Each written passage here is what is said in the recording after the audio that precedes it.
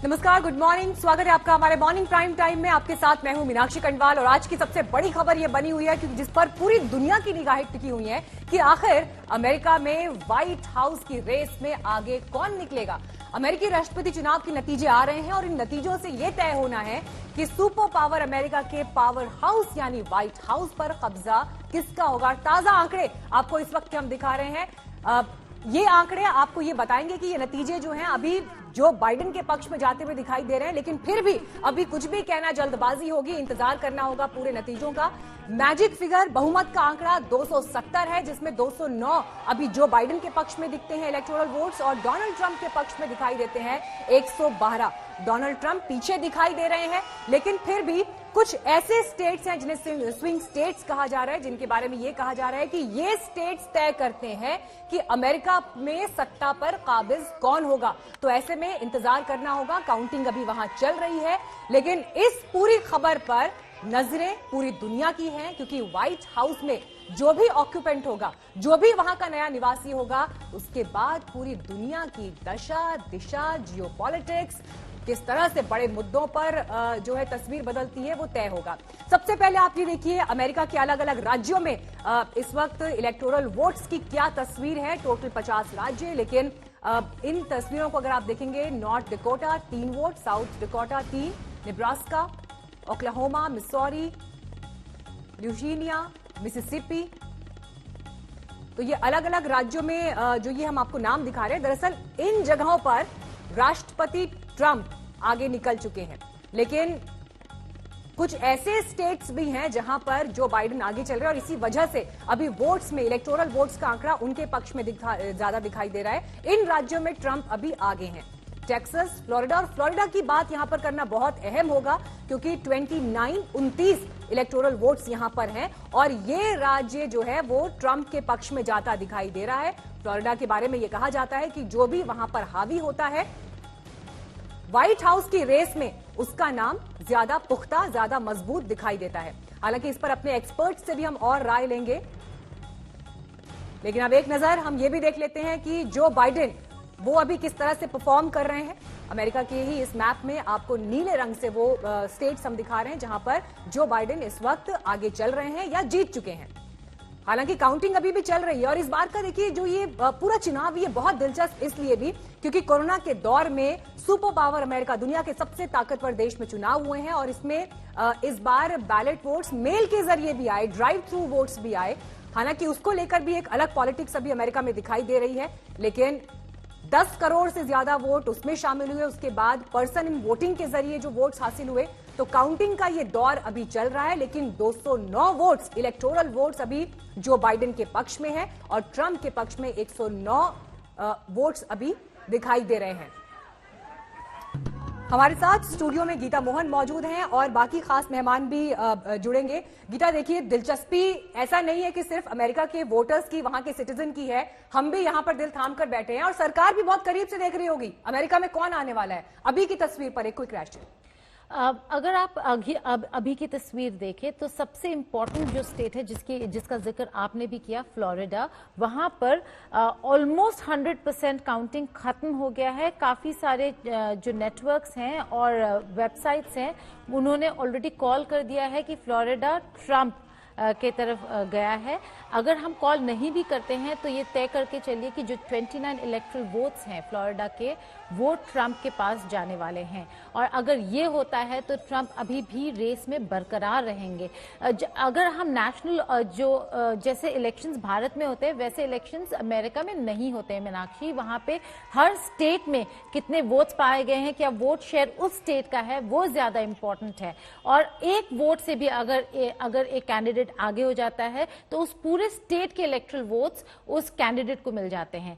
तो यहां पर अगर 400, 200 ऐसे के डिफरेंसेस में भी फ्लोरिडा एक कैंडिडेट ले जाता है और यहां पर बड़े क्लियरली पता चल रहा है कि ट्रंप आगे थे, पूरी समय आगे रहे। अभी 100% वोटिंग काउंटिंग खत्म हो गया है। ऐसा लग रहा है कि 29 इलेक्टोरल वोट्स जो हैं, जो बहुत ही इंपॉर्टेंट है, वो ट्रंप के हिस्से में गए हैं। गीता, जो बात आप फ्लोरिडा के पर्सपेक्टिव में कह रही हैं, देखिए बड़ा दिलचस्प ये है कि अब से 4 घंटे पहले डोनाल्ड ट्रंप ट्वीट कर रहे हैं और वो ये कह रहे हैं कि हम बहुत अच्छे दिखाई दे रहे हैं पूरे देश में और थैंक यू। तो ये तो कुछ उस तरह का कॉन्फिडेंस और उस तरह की तस्वीर है कि पहले ही मान लिया कि अब हम जीत रहे हैं 4 घंटे पहले ही। दो चीजें की हैं, एक तो कॉन्फिडेंस अगर आप देखें, दूसरी बात जब उनसे पूछा गया क्या अगर क्लैरिटी हो स्टेट्स में, कुछ इंपॉर्टेंट स्टेट्स में, ओहायो, विस्कॉन्सिन, नॉर्थ कैरोलिना, अगर वो बाइडेन की तरफ जाते हैं तो क्या आप डिफीट कंसीड करेंगे? तो उन्होंने कहा हमने अभी तक ऐसा कोई स्पीच प्रिपेयर नहीं किया है, ना कंसेशन का ना एक्सेप्टेंस का, कि अगर हम जीतेंगे तब भी नहीं। वो बड़े कॉशियसली चल रहे हैं इसमें, कॉन्फिडेंस दिखाते हुए, ये कहते हुए कि ये सेकेंड टर्म तो मेरा है, जिसका मतलब ये है कि अगर क्लैरिटी हो स्टेट्स में भी, बहुत ज्यादा क्लैरिटी हो, तब कुछ नहीं कर सकते, वरना कोर्ट्स के चक्कर, चैलेंजिंग डिसीजंस, बहुत कुछ होने वाला है। हमारे साथ विवेक काटजू भी आ गए हैं। आप फॉर्मर सेक्रेटरी रहे हैं मिनिस्ट्री ऑफ एक्सटर्नल अफेयर में। सर बहुत बहुत स्वागत है आपका। Good morning sir. सर मुझे पता है कि आप भी बहुत बेसब्री से पूरा इस वक्त टीवी स्क्रीन पर, लैपटॉप, कंप्यूटर पर नजरें गड़ाए बैठे होंगे कि नंबर्स किस तरह से बदल रहे हैं और सुपर पावर अमेरिका में क्या होने वाला है। और शायद यही कुछ स्थिति सरकार में भी इस वक्त होगी कि व्हाइट हाउस का नया ऑक्यूपेंट कौन रहने वाला है। भारत के लिए आपके लिहाज से अभी का बिग टेक अवे क्या है? अभी चुनाव में कुछ देर लगेगी पिक्चर साफ होने में, लेकिन ये साफ है कि ट्रंप साहब ने बहुत ही अच्छी टक्कर दी है। पोल्स तो ये दिखा रहे थे कि बाइडेन इलेक्शन निकाल लेंगे और उतनी उनको मुश्किल नहीं होगी, लेकिन इसके विपरीत अब तो ऐसा लग रहा है कि 3-4 स्टेट्स पर ही निर्भर करेगा चुनाव का दारोमदार। विस्कॉन्सिन, मिशिगन, पेंसिल्वेनिया और एरिजोना। और अगर इन 4 स्टेटों को जैसे 2016 में ट्रंप साहब ने रखा था वो रख पाते हैं तो फिर विजय उनकी है। अगर इसमें कुछ फेरोबदल होता है तो फिर पता चलेगा। जहां तक भारत का सवाल है, मुझे लगता है दोनों ही ट्रंप और बाइडेन भारत से रिश्ते अच्छे करना चाहेंगे। ट्रंप साहब ने तो 4 साल में बहुत काम किया है इसके निस्बत, लेकिन बाइडेन भी अगर आए तो वो भी चाहेंगे कि भारत से रिश्ते ठीक हों। हाँ, अगर बाइडेन आते हैं तो कुछ मेथड में, कुछ शैली में परिवर्तन जरूर होगा, लेकिन सामरिक दृष्टि से भारत के साथ संबंध बढ़ाने में अमेरिका के हित में है। और अल्टीमेटली तो देशों के जो संबंध हैं वो हितों पर निर्धारित होते हैं, और हितों इस वक्त हित भारत और अमेरिका के मिलते जुलते हैं।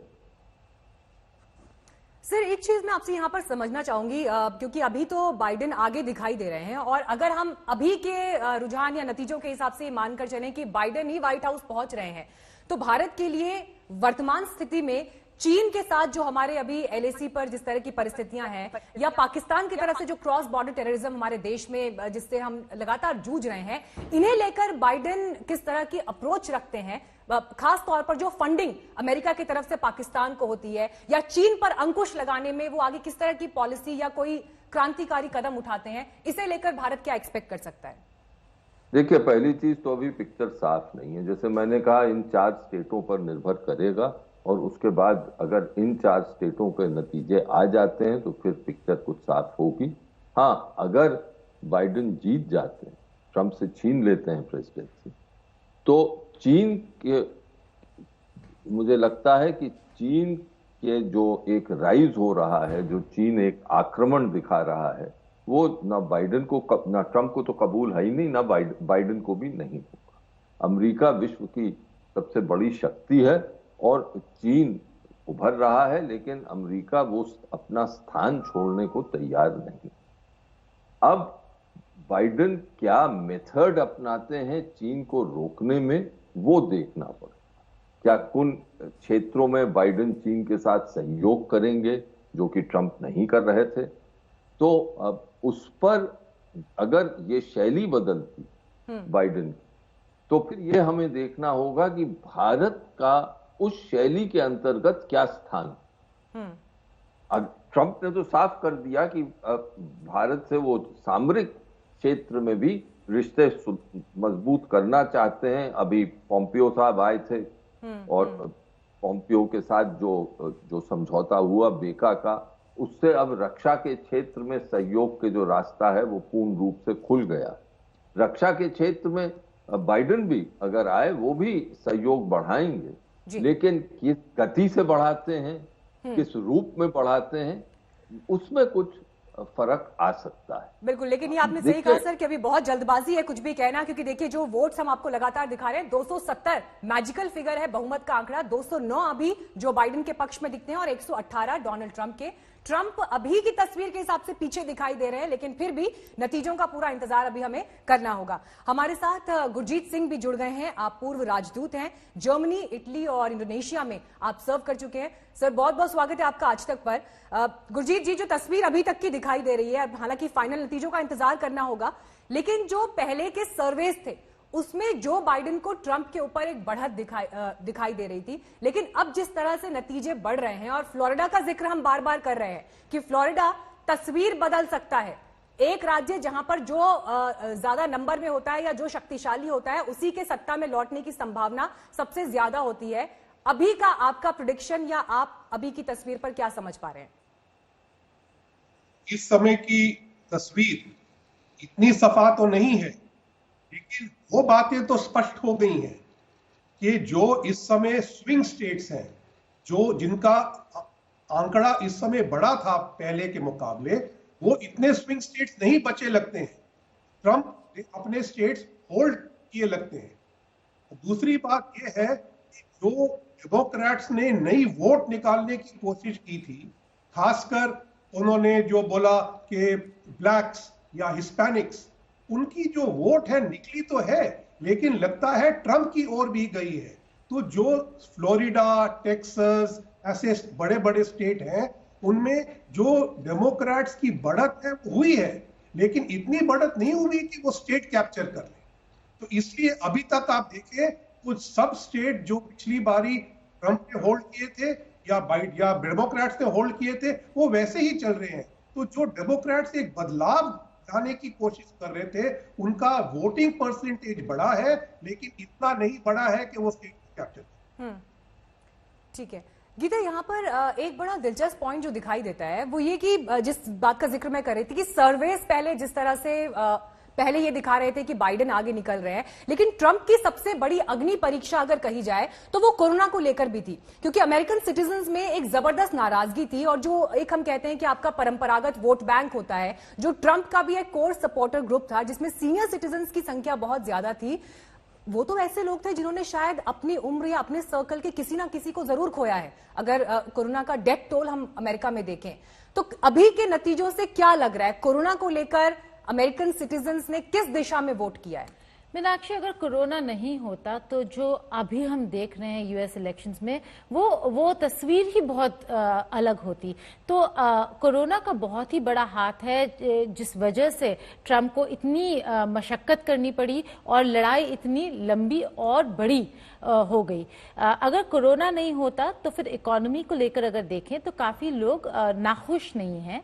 अगर पॉलिसीज को लेकर देखें तो अमेरिकन्स जो for America, make America great again, इन सब मामलों को देखें तो अमेरिकन्स नाखुश नहीं थे ट्रंप के साथ। लेकिन अगर आप सीनियर्स की बात करें तो सीनियर्स का जो शिफ्ट है वो हमने कई सारे स्टेट्स में देखा, फ्लोरिडा में पर्टिकुलरली, जहां पे काफी सारे सीनियर सिटीजन्स हैं जिनका मुद्दा ये नहीं था कि कोरोना में क्या हुआ। जरूर हेल्थ केयर उनके लिए बहुत इंपॉर्टेंट है और वो ये देख रहे थे कि जो इनके सोशल सिक्योरिटी स्कीम्स हैं और जो इनके टैक्स स्कीम्स हैं, इसमें उनको काफी नुकसान हो सकता था, जिस वजह से एक शिफ्ट देखा गया।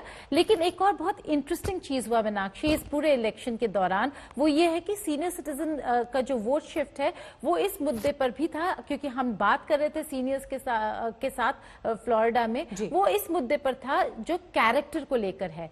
तो हम मिड एज ग्रुप की बात नहीं करते हैं, लेकिन जब सीनियर्स की बात करें और बिल्कुल कॉलेज स्टूडेंट्स की बात करें तो उनके लिए कैरेक्टर बहुत ही बड़ा मुद्दा था कि डिसेंसी, कि हम वापस से अमेरिका को डिसेंट बनाएं, ऐसा डिस्कोर्स हो जहां पे बातचीत करने में और ये बोलने में कि हमारे प्रेसिडेंट ने क्या बोला उसमें शर्म ना आए। तो ये कैरेक्टर की बात और डिसेंसी की बात काफी चर्चे में रहा। ये आपने गीता बहुत इंटरेस्टिंग पॉइंट उठाया, क्योंकि ये पर्सनालिटीज से जुड़ा भी एक मामला है और हम देखते हैं कि जो हिंदुस्तान की पॉलिटिक्स है वहां चाल, चरित्र, चेहरा ये अमूमन डिस्कस होता है और मॉरल हाई ग्राउंड्स की हमेशा बात होती है। तो अमेरिका में सत्ता की चाबी किसके हाथ आएगी, डोनाल्ड ट्रंप या जो बाइडेन, इसका फैसला होने में कुछ वक्त बाकी है, लेकिन फिलहाल डोनाल्ड ट्रंप से आगे चल रहे हैं जो बाइडेन। तमाम खास मेहमान बने हुए हैं हमारे साथ और प्रतीक्षा मौजूद है अमेरिका से ही हमारे साथ, वॉशिंगटन डीसी से। प्रतीक्षा, क्या अभी वहां पर चल रहा है, किस तरह की हलचल है? आंकड़ों के लिहाज से बात करें तो आगे तो जो बाइडेन ही चल रहे हैं, लेकिन ट्रंप तो ट्वीट कर रहे हैं और थैंक यू बोल रहे हैं अमेरिका को, जैसे कि मानो वो जीत के बेहद करीब हो। देखिए, रेस अभी भी टॉसअप है। हालांकि राष्ट्रपति ट्रंप ने सबको थोड़ा अचंभित तो किया है, वो बेटर परफॉर्म कर रहे हैं। उनकी जो पोल्स में उनकी जो रेटिंग थी उसके हिसाब से ऐसा लग रहा है कि उन्होंने काफी कड़ी टक्कर दी है जो बाइडेन को। हालांकि पोल्स इस साल की शुरुआत से ऐसा बोल रहे थे कि जो बाइडेन कंफर्टेबली आगे रहेंगे। हाँ, कुछ बैटल ग्राउंड स्टेट्स ऐसे हो सकते हैं जहां पर कड़ी टक्कर हो, और अब ऐसा लग रहा है कि जो 4 या 5 बैटल ग्राउंड स्टेट्स हैं जहां पर अब देखना पड़ेगा कि किस तरफ जाएगा मामला, वो है एरिजोना, पेंसिल्वेनिया, मिशिगन और विस्कॉन्सिन। अब इनमें से पेंसिल्वेनिया ने तो आज बोल दिया है कि हम सारे मेल इन बैलेट्स आज नहीं काउंट कर पाएंगे, तो ये मामला लगता है अब कल तक जाएगा। और ये रेस कितनी टाइट होगी इस पे डिपेंड करेगा कि राष्ट्रपति ट्रंप अपनी हार मानेंगे या नहीं, क्योंकि वो पहले बोल चुके हैं कि ऐसा हो सकता है। अगर उनको ऐसा लगा कि कोई गड़बड़ी है तो वो हार नहीं मानेंगे, और अगर उन्होंने हार नहीं मानी तो फिर ये मामला सुप्रीम कोर्ट तक जा सकता है। तो अमेरिका में बिग बॉस कौन होगा, व्हाइट हाउस में कौन पहुंचेगा, इसको लेकर आज तक का ये कवरेज लगातार जारी है और हमारी संवाददाता प्रतीक्षा हमें ये जानकारी वहां से दे रही है कि अभी पेंसिल्वेनिया, मिशिगन, विस्कॉन्सिन, ये जो 3 स्टेट्स हैं, यहां पर क्या नंबर्स रहते हैं और रिजल्ट्स क्या होते हैं, ये बहुत कुछ तय करेंगे आगे। लेकिन इस बीच बहुत जरूरी है ये देखना कि 538 के इलेक्टोरल कॉलेज में बहुमत का आंकड़ा है 270, और अभी हालांकि दोनों में से कोई भी इस आंकड़े को छू नहीं पाया है, लेकिन आगे चल रहे हैं जो बाइडेन 209 वोट्स के साथ और 118 वोट्स के साथ डोनाल्ड ट्रंप उनसे पीछे हैं।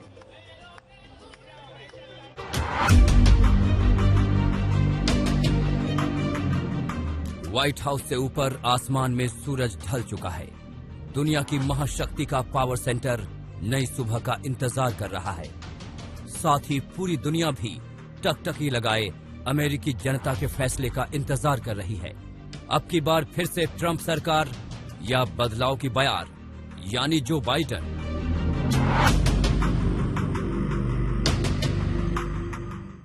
शुरुआती नतीजे जो बाइडेन के पक्ष में नजर आ रहे हैं, लेकिन ट्रंप भी उनसे ज्यादा पीछे नहीं है। ट्रंप को भी पता है कि टक्कर कांटे की है, इसलिए नतीजे से पहले जीत का भरोसा तो जताते नजर आए, लेकिन एक दार्शनिक की मुद्रा बनाए रखी। No, I'm not thinking about concession speech or acceptance speech yet. Hopefully we'll be only doing one of those two. And you know, winning is easy. Losing is never easy. Not for me, it's not.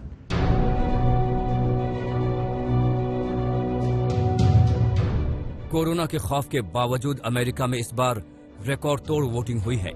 Pennsylvania जैसे राज्य में वोटरों की कतार नजर आई तो बड़ी तादाद में लोगों ने पोस्टल बैलेट के जरिए वोटिंग की है। अमेरिकी वोटरों का ये उत्साह ट्रंप को चुनौती दे रहे जो बाइडेन को उत्साहित कर रहा है।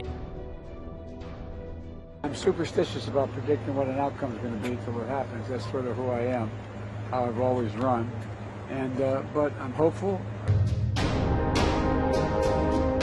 बाइडेन को लेकर अमेरिका में जबरदस्त उत्साह देखा जा रहा है। चुनावी नतीजे से पहले बाइडेन पेंसिल्वेनिया राज्य के स्क्रैंटन में स्थित अपने बचपन के घर गए तो उनका उत्साह बढ़ाने के लिए बड़ी तादाद में लोग पहुंचे।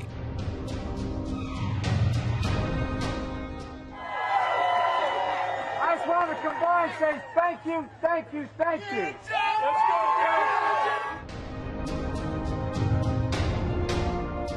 बाइडेन की जीत का रास्ता साफ करने में उनकी पत्नी जिल बाइडेन कल फ्लोरिडा में सक्रिय नजर आईं। दिलचस्प बात यह है कि अमेरिका की फर्स्ट लेडी यानी राष्ट्रपति डोनाल्ड ट्रंप की पत्नी मेलानिया ट्रंप भी कल वोटिंग करने फ्लोरिडा में थीं। Florida is a very important state. We're hoping to win it. We are not taking any vote for granted. Joe and I are out here working as hard as we can. So that's why we're here today in Florida. इस चुनाव में दुनिया के दूसरे शहरों की तरह भारत की भी दिलचस्पी है, लेकिन हिंदुस्तानियों की दिलचस्पी के पीछे एक और अहम कारण है।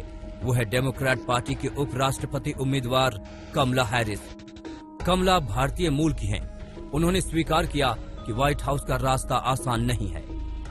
The path to the White House and the path to determining who will be the next president of the United States, without question, runs through Michigan. So I'm just here to remind people of Detroit that. यूं तो माना जा रहा है कि अमेरिकी राष्ट्रपति चुनाव के फाइनल नतीजे आने में कई दिन लग सकते हैं, लेकिन आज दोपहर तक रुझान साफ हो सकता है।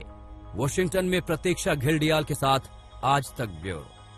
अमेरिका का बिग बॉस कौन, ये सवाल तो सबके जहन में इस वक्त है, लेकिन ये देखना बहुत दिलचस्प होगा कि जिस तरह से ये चुनाव जिस दौर में हुए हैं, कोरोना के वक्त में एक बड़ी अग्नि परीक्षा ये डोनाल्ड ट्रंप के लिए थी। इससे पहले के सर्वेज में वो पीछे दिखाई दे रहे थे, लेकिन अब जिस तरह से रुझानों में उनका परफॉर्मेंस आगे बढ़ता हुआ दिख रहा है, कांटे की टक्कर इस वक्त अमेरिका में दिखाई दे रही है। आंकड़े इस वक्त आपको हम दिखा रहे हैं। जो बाइडेन 209 सीटों पर, माफ कीजिए, 209 वोट्स उनके पक्ष में है, तो वहीं डोनाल्ड ट्रंप 118 वोट उनके पक्ष में है। हालांकि ये आंकड़ा बहुत तेजी से बदल भी रहा है, काउंटिंग अभी वहां चल रही है, इसलिए इंतजार करना होगा साफ स्पष्ट तस्वीर का।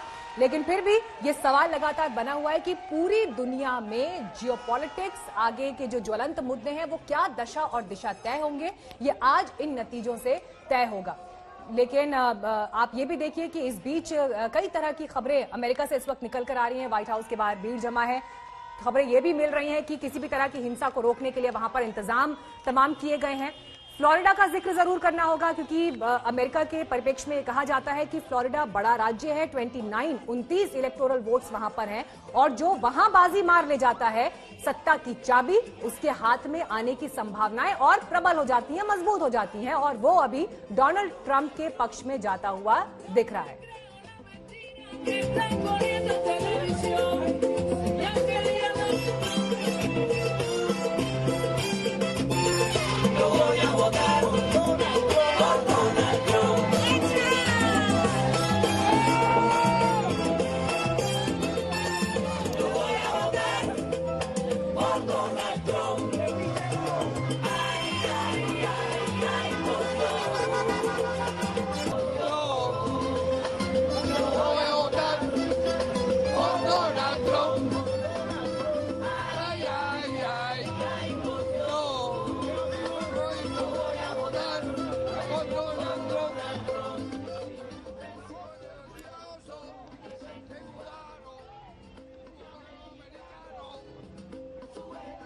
तो अमेरिका से तस्वीरें सीधी आप देख रहे थे, और एक बड़ा पैनल यहां पर इस वक्त हमारे साथ भी चर्चा के लिए मौजूद है। हमारे साथ विवेक काटिजू साहब मौजूद हैं, आप फॉर्मर सेक्रेटरी हैं मिनिस्ट्री ऑफ एक्सटर्नल अफेयर्स के।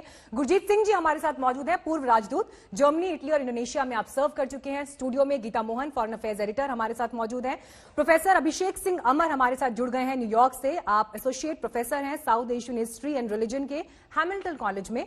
और वी वेंकटा सुब्बाराव जी भी जुड़ गए हैं हमारे साथ, आप ट्रंप समर्थक हैं। और अजय जैन जी भी हमारे साथ मौजूद हैं, जो बाइडेन समर्थक हैं। अजय जैन जी, शुरुआत आपके साथ करते हैं।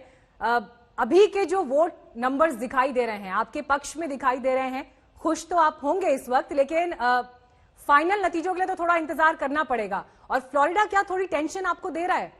29 इलेक्टोरल वोट्स जा चुके हैं ट्रंप के पक्ष में। आप इस तरह से देखना है कि 2016 का जो मैप था, डोनाल्ड ट्रंप को उसको डिफेंड करना था, और बाइडेन को बेसिकली अगर उस मैप में से 3 स्विंग स्टेट मिल जाते हैं, विस्कॉन्सिन, मिशिगन, पेंसिल्वेनिया, या फिर विस्कॉन्सिन, मिशिगन, एरिजोना और एक स्टेट नॉर्थ कैरोलिना में अगर मिल जाता है तो बाइडेन जीत जाते हैं। तो फ्लोरिडा तो डेफिनेटली ट्रंप के पक्ष में जाएगा, ओहायो भी ट्रंप के पक्ष में जाएगा, और टेक्सास भी ट्रंप के पक्ष में जाएगा। तो उससे जो ये नंबर्स दिख रहे हैं वो काफी चेंज होंगे, लेकिन अभी काउंटिंग जारी है। और जो इलेक्शन जो है एरिजोना हमें बाइडेन को मिलेगा, और जो मेन जो बॉटम लाइन जो होगी कि बाइडेन को जीतना पड़ेगा विस्कॉन्सिन, मिशिगन और मे बी आयोवा या पेंसिल्वेनिया, लेकिन और ट्रंप को जीतना पड़ेगा पेंसिल्वेनिया, और तब वहां जाके सारा डिसाइड होगा। सुब्बाराव जी, आप इत्तेफाक रखते हैं इस बात से जो बात अजय जैन जी यहाँ पर कह रहे हैं? ट्रंप तो हालांकि 4 घंटे पहले ही ये ट्वीट कर चुके हैं कि थैंक यू, और ऐसा लग रहा है कि उन्होंने ये स्वीकार कर लिया है कि वही जीतने जा रहे हैं। हाँ, यह सही बात है। टेक्सास, ओहायो और फ्लोरिडा कुछ नेटवर्क्स ऑलरेडी डिक्लेयर कर चुके हैं ट्रंप के पक्ष में। अभी 204 इलेक्टोरल वोट्स ट्रंप के पक्ष में है। अभी देखना है कि मिशिगन, विस्कॉन्सिन, नॉर्थ कैरोलिना और आयोवा, ये 4 अगर ट्रंप के पक्ष में जाएगा तो वो प्रेसिडेंट बन जाएगा। वो उनका एस्टिमेट से एक कम हो गया। अरिजोना अराउंड 10-11 सीट्स वो बाइडेन के पक्ष में गया, बट ट्रंप के समर्थक अभी भी उनका एग्री नहीं कर रहे हैं, क्योंकि जल्दी कॉल किया गया बोल के सोचते हैं। मगर वो समझिए, वो गया तो भी Michigan, Wisconsin, north Carolina, Iowa में अगर जीत गए तो प्रेसिडेंट ट्रंप होगा। ये बहुत ये चारों में लीड कर रहे हैं अभी। सो उम्मीद है कि वो जीते, वो 4 स्टेट जीतेंगे। चलिए सुब्बाराव जी, अभी तो फाइनल रिजल्ट्स के लिए हमें इंतजार करना चाहिए, लेकिन डोनाल्ड ट्रंप बहुत ही अनप्रेडिक्टेबल है। जिस तरह के स्टेटमेंट्स दे जाते हैं, कोई सोच नहीं सकता, पहले से तय नहीं कर सकता क्या बोल जाएंगे। और जो उनके कार्यकाल के ये आखिरी का साल था, भारत के खिलाफ भी बोल गए। लेकिन बड़ी हैरानी हुई कल जब जूनियर ट्रंप ने ट्वीट कर दिया, एक वर्ल्ड मैप जो उन्होंने ट्वीट किया, उसमें वो तो ये दिखा रहे हैं कि भारत ट्रंप के खिलाफ है। भारत का नक्शा उन्होंने गलत पोस्ट कर दिया। किस तरह से ले भारत इस ट्वीट को, इस नक्शे को? एक्चुअली आप देखें तो अमेरिका में भारत का नक्शा है ना, वो कभी भी बहुत सालों से कभी भी ठीक नहीं है। वो ही फॉलो कर रहे हैं, वो लोग नया चेंज नहीं किया है। अभी आप अगर अमेरिका से रह के NRI रह के इंडिया जा रहे हो और ग्लोब, अमेरिका से ग्लोब खरीद के इंडिया जाते हो, वहाँ कस्टम वाले वो ग्लोब के एक्सेप्ट नहीं करते हैं। मैं ये देखा 20 साल के पहले। सो ये नक्शा यहाँ गलत था, उसको बदलना चाहिए। अभी कश्मीर का मामला नहीं, ये बात तो भारतीयों को पसंद ही नहीं आएगी ना। 125 करोड़ भारतीय हिंदुस्तान में हो गए, 40 लाख तो अमेरिका में भी बसते हैं। ये बात तो वहां किसी को पसंद नहीं आएगी। लेकिन दूसरी बड़ी बात ये है कि पाकिस्तान को आप अपने पक्ष में दिखाते हैं और हिंदुस्तान को आप चाइना के साथ दिखा देते हैं कि हिंदुस्तान और चाइना एक मंच पर खड़े हैं। एक्चुअली ये अगर नक्शे की इसका बात है तो वो गलत तो बहुत साल से है। और ये बात है इनको इंडिया का फेवर में है। ये जूनियर डोनाल्ड ट्रंप जूनियर, उनको इतना ज्योग्राफी में आइडिया है, मुझे मालूम नहीं है। मगर ट्रंप को तो बहुत ही आइडिया है। उनका मुंबई में ट्रंप होटल भी है, वो गुजरात आ गए हैं। मोदी के साथ बहुत अच्छा रिश्ता है, भाईचारा है। सो उनको मालूम है। मैं आप इतना डोनाल्ड ट्रंप जूनियर से इतना परेशान होने का जरूरत नहीं है। नहीं, लेकिन हिंदुस्तानियों को यकीनन ये बात पसंद नहीं आएगी। काटजू साहब, जिस तरह से देखिए जूनियर ट्रंप का ये ट्वीट आया था, यहां पर ये जरूर समझना होगा कि अगर अब ट्रंप वापस सत्ता में लौटते हैं, हालांकि जो उनका ये कार्यकाल रहा, वर्तमान कार्यकाल रहा, उसमें उन्होंने हाउडी मोदी जैसे प्रोग्राम हमने देखे, या खुद जब हमारे प्रधानमंत्री वहां गए तो अब की बार ट्रंप सरकार का नारा दे दिया।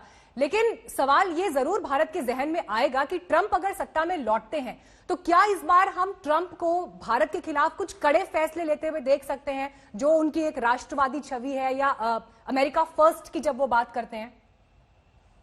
देखिए, इमिग्रेशन और ट्रेड के क्षेत्रों में तो ट्रंप ने जो कदम उठाए हैं वो भारत को अच्छे नहीं लगे। हमारे हितों को कुछ तो नुकसान हुआ ही है। लेकिन बड़ी बात है कि सामरिक क्षेत्र में क्या हो, और उसमें ये देखना होगा कि ट्रंप क्या अपनी चीन की नीति पर कायम रहते हैं। जिस तरह उन्होंने इस साल पूरा एक प्रहार किया है चीन पर, और कोरोना वायरस को भी चीन वायरस कहा है, और चीन को एक प्रकार से अमेरिकी चुनावी मुद्दा बनाया उन्होंने। क्या इस नीति पर वो चलेंगे आगे अगर वो जीते, या इस नीति से में वो कुछ बदलाव लाएंगे? क्या वो एक अलग मेथड अपनाएंगे? क्योंकि हम ये जानते हैं कि ट्रंप जो है वो कंसिस्टेंट नहीं रहते हैं, वो एक ही मार्ग पे नहीं चलते हैं। आपने नॉर्थ कोरिया की तरफ देख लिया कि किस प्रकार एक बार एक चीज एक वाणी में बोल रहे थे नॉर्थ कोरिया के खिलाफ, वो फिर बिल्कुल पलट गए उससे। तो अब अगर चीन की उनकी चीन नीति में कुछ भी बदलाव आता है तो उसका भारत पे कुछ ना कुछ असर पड़ेगा रक्षा और सामरिक क्षेत्र में।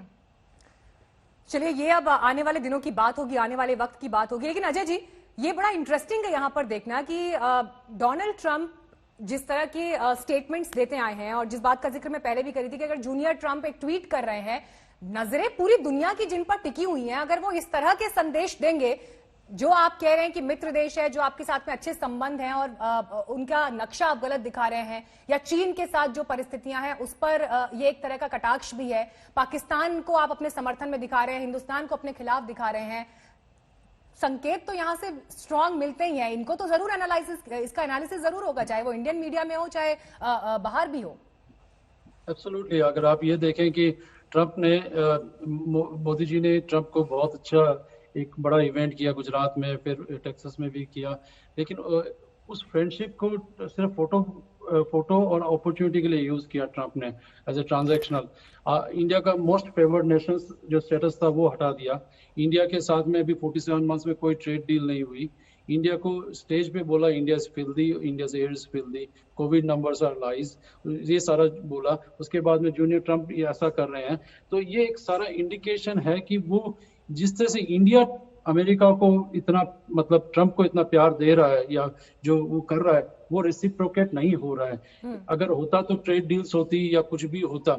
उसके अलावा चाइना का जो एग्रेशन हो रहा है वो एक पूरा चेंज कर दे रहा है पॉलिटिकल। उसके लिए इंडिया और यूएस, चाहे बाइडेन की सरकार हो चाहे ट्रंप की सरकार हो, they have to become natural allies, और दोनों चाइना को फेस करने के लिए जरूरी है ये स्ट्रांग बने, तो वो होना पड़ेगा। और बाइडेन ने कहा था कि क्रॉस बॉर्डर टेररिज्म जो हो रहा है इंडिया में, वो he is going to stand against it, और he is going to stand with China, और चाइना के साथ, इंडिया के साथ खड़े रहेंगे चाइना के इस एग्रेशन के लिए।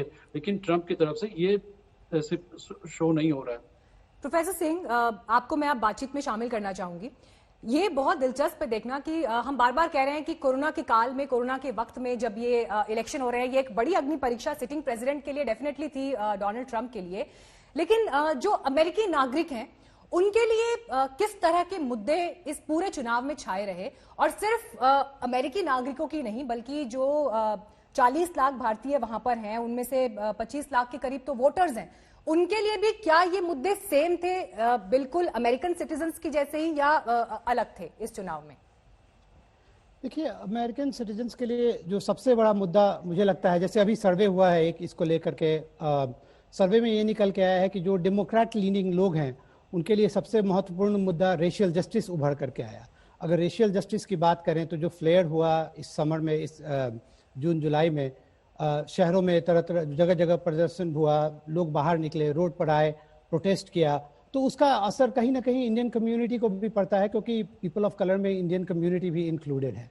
तो आप उसको सेट असाइड नहीं कर सकते। वो एक इम्पॉर्टेंट इशू रहा है जो रेजोनेट करेगा, जो भी लोग हैं, पीपल ऑफ कलर हैं, पर्सन ऑफ कलर हैं, जो बाहर से हैं, जो इमिग्रेंट कम्युनिटी हैं, right.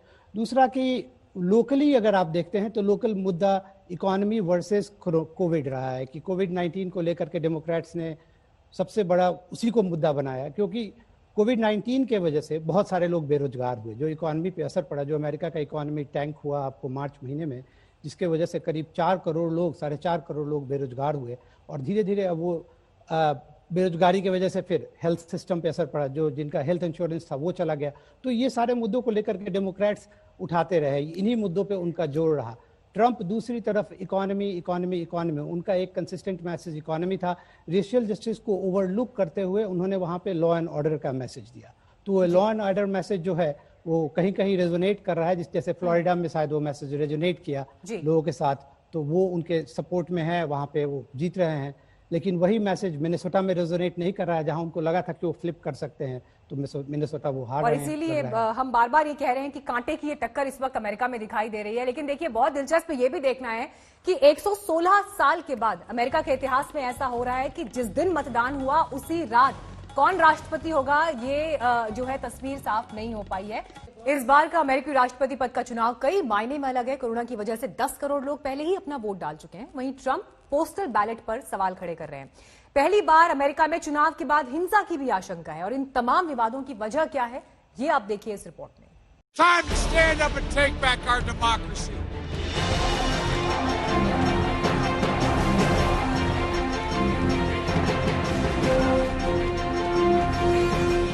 Then I think we're going to have a tremendous victory. इस बार का अमेरिकी चुनाव कई मायने में पहले हुए अमेरिकी राष्ट्रपति चुनाव से अलग है। कोरोना अमेरिका के राष्ट्रपति चुनाव में एक बड़ा मुद्दा है। उसके साथ ही उसने चुनाव के तौर तरीकों को भी काफी हद तक बदल दिया है। अमेरिका में कुल 24 करोड़ वोटर हैं। पहली बार ऐसा हुआ है जब इनमें से 10 करोड़ वोटर चुनाव से पहले ही पोस्टल बैलेट यानी डाक के जरिए या फिर खुद जाकर वोट डाल चुके हैं। उन्होंने ऐसा कोरोना काल में सुरक्षित रहने के लिए किया, लेकिन इन करोड़ों वोटों की गिनती आसान नहीं होगी। हो सकता है चुनाव वाले दिन विजेता का पता ना लगे। चुनाव कौन जीता है ये पता लगाने में कुछ दिन लग सकते हैं, कुछ हफ्ते भी लग सकते हैं, ऐसा कहा जा रहा है। ऐसा हो सकता है क्योंकि इस बार रिकॉर्ड तोड़ पर मेल इन वोटिंग हुई है, यानी डाक के जरिए लोगों ने वोट किया है कोविड की वजह से, क्योंकि वो ज्यादा सुरक्षित एक तरीका है वोट करने का। इन करोड़ों वोटों की गिनती के चलते जो फैसला एक रात में हुआ करता था, इस बार उसमें कई दिन लग सकते हैं। यही नहीं, ट्रंप और बाइडेन के बीच कांटे की टक्कर रही और ट्रंप हार गए तो हो सकता है कि वो नतीजों को मानने से ही इनकार कर दे। ट्रंप पहले ही डाक वाले वोटों पर शक जता चुके हैं और कह चुके हैं कि जरूरी नहीं कि वो अपनी हार का नतीजा स्वीकार कर लें। I think it's a terrible thing when ballots can be collected after an election. I think it's a terrible thing when people or states are allowed to tabulate ballots for a long period of time after the election is over, because it can only lead to one thing, and that's very bad. You know what that thing is. I think it's a very dangerous, terrible thing.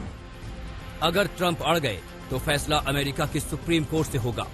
Supreme court ने ही corona की वजह से postal ballot की इजाजत दी थी। दूसरी तरफ America में ऐसा पहली बार हुआ है जब सुरक्षा बेहद सख्त है और दुकानों को हिंसा, तोड़फोड़ और लूटपाट से बचाने के लिए ऐसे इंतजाम किए जा रहे हैं। दुकानों में लगी कांच को दीवार के बाहर लकड़ी के तख्तों से ढका जा रहा है ताकि चुनाव के दौरान या उसके बाद हिंसा भड़के तो दुकानों को बचाया जा सके।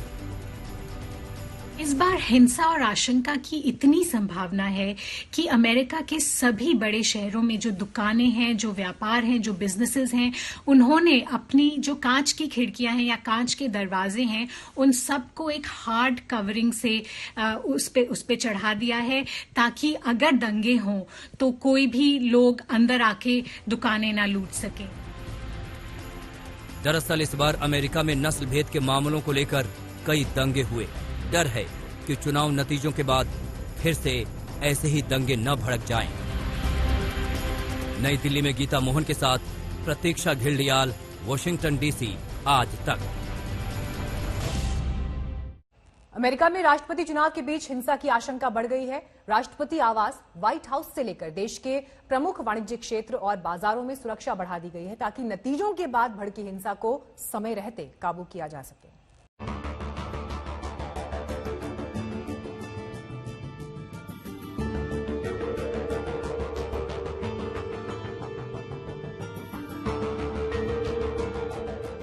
अमेरिका में राष्ट्रपति चुनाव के लिए मतदान चल रहा है। परिणाम चाहे जो भी हो, लेकिन इस बार मतदान के दौरान या इसके बाद देश में हिंसा और तोड़फोड़ की आशंका बनी हुई है और यही कारण है कि व्हाइट हाउस से लेकर देश के प्रमुख बाजारों तक की सुरक्षा चाक चौबंद कर दी गई। खुफिया सेवा ने व्हाइट हाउस को किले में तब्दील कर दिया है। राष्ट्रपति डोनाल्ड ट्रंप के घर के चारों तरफ एक अस्थायी ऊंची दीवार खड़ी कर दी गई है और वहां सुरक्षा कर्मियों की संख्या भी काफी बढ़ा दी गई। इस बीच अमेरिका में बीती रात करीब 3 बजे अचानक व्हाइट हाउस की बत्ती गुल हो गई और वो भी तब जब ट्रंप अपनी आखिरी चुनावी रैली से अपने घर व्हाइट हाउस लौटे ही थे। हालांकि थोड़ी देर में लाइट वापस आ गई, लेकिन ये साफ नहीं हो पाया कि व्हाइट हाउस की लाइट क्यों गई थी। उधर चुनाव की पूर्व संध्या पर हिंसा की आशंका के मद्देनजर न्यूयॉर्क के प्रमुख बाजारों में दुकानों और स्टोर्स पर सुरक्षा के लिए कर्मचारी कांच के विंडो को लकड़ी के बोर्ड लगाकर ढकते दिखे। न्यूयॉर्क से लेकर बोस्टन और ह्यूस्टन से लेकर वॉशिंगटन और शिकागो तक लोग अपनी अपनी दुकानों को खुद सुरक्षित करते हुए नजर आए। अमेरिका में 2020 राष्ट्रपति पद के चुनावों को देश के हाल के इतिहास के सबसे विभाजनकारी चुनावों में से एक बताया जा रहा है। वोटों का जमकर यहां ध्रुवीकरण हुआ है और दोनों पक्षों के समर्थकों ने ऐलान किया है कि वो मंगलवार की रात को मतगणना शुरू होने के बाद से ही वॉशिंगटन के बीचों बीच जुटेंगे। सो ये माना जा रहा है कि इस दौरान एक बार फिर से अमेरिका में अशांति फैल सकती है। आज तक ब्यूरो।